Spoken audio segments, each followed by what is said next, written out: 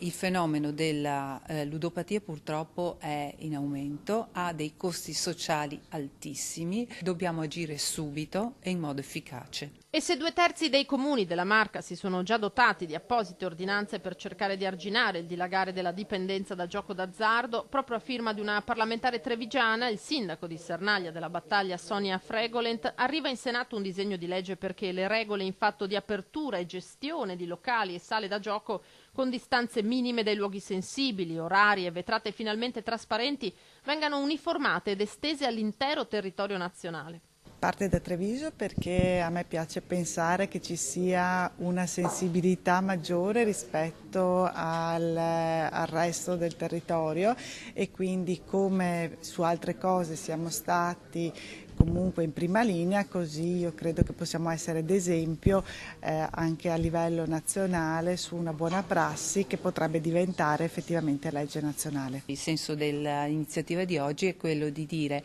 siamo consapevoli di quello che possiamo fare come comuni, molto di più si può fare a livello anche di Stato attraverso una normativa che renda uniforme su tutto il territorio la gestione e la modalità di gioco e di accesso a questi punti di gioco. 310 nel 2015 pazienti in cura per ludopatia al SERD dell'ULSS 2, nel 2018 sono saliti a 354, uomini sposati con un impiego stabile tra i 35 e i 50 anni, ma anche pensionati e tra loro molte donne. C'è anche una particolare adesso